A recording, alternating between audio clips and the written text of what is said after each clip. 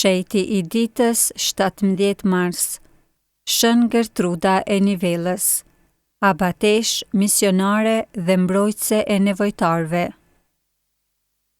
Shën Gertruda e Nivellës, viti 626-653, është një nga shenjtorët më të njohura të Evropës mesjetare, e nderuar për përkushtimin e saj ndaj jetës rregulltare, përhapjes së fesë dhe shërbimit ndaj të varfërve dhe të sëmurëve.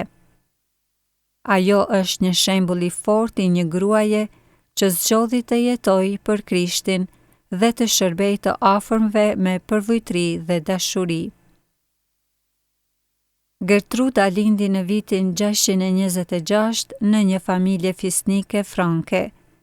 Baba i saj, Pipini i Landenit, ishte majordomi i pallatit të mbretërisë franko-austriaziane dhe një nga figurat më të fuqishme të kohës, ndërsa nëna e saj, Ida, ishte një grua e përkushtuar ndaj fesë.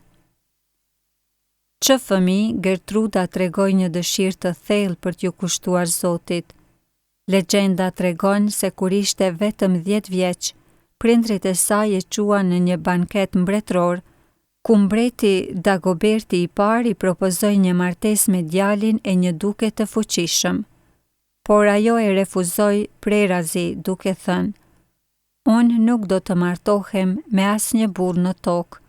Krishti është i vetmi i fejuari im."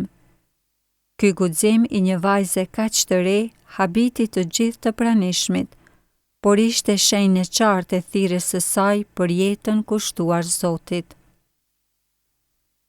Pas vdekjes së të atit në vitin 640, nëna e saj, Ida, vendosi të tërhiqej nga jeta e oborrit dhe të bëhej murgesh.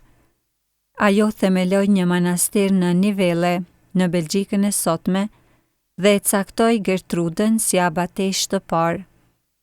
Edhe pse ende shumë e re për këtë rol, Gertruda u tregua një udhëheqëse e mençur dhe e përkushtuar, duke e drejtuar bashkësinë e murgeshave me përvojtëri dhe dashuri për të afërmin.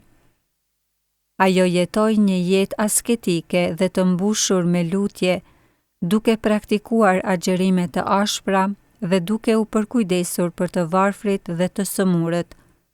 Por përkushtimi i saj i madh ndaj jetës shpirtërore e dobësoi shumë fizikisht, duke e quar në sëmundje të vazhdueshme.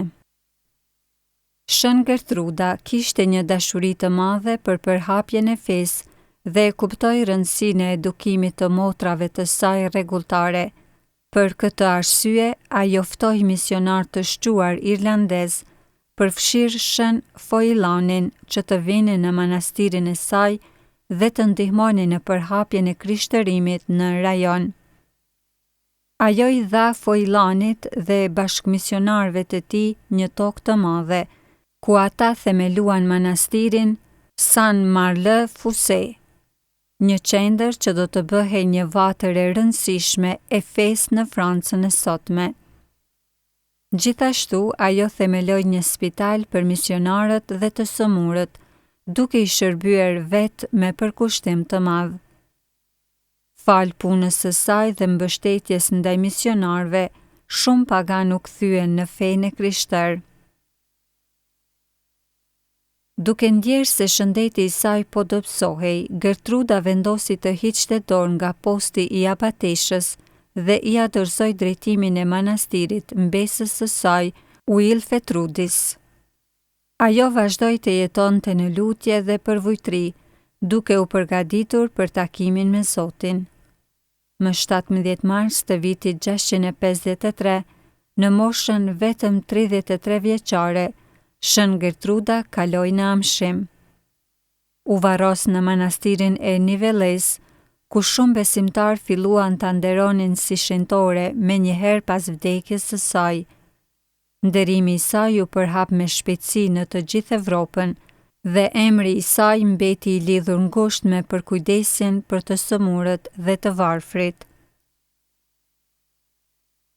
Shën Gertruda u bë e njohur si mbrojtëse e spitaleve, shtegtarëve, udhëtarëve dhe marinarëve, si dhe e të varfërve dhe e vejushave. Një veçanti interesante e nderimit të saj është besimi se ajo ndihmon kundër miushve dhe minjve, duke qenë se shumë firma dhe fusha e kanë kërkuar ndërmjetësimin e saj për të mbrojtur prodhimin nga dëmtuesit. Mesazhi i Shën Gertrudës për ditët e sotme. Të ndjekim thirrjen tonë pavarësisht sfidave dhe pritshmërive të botës.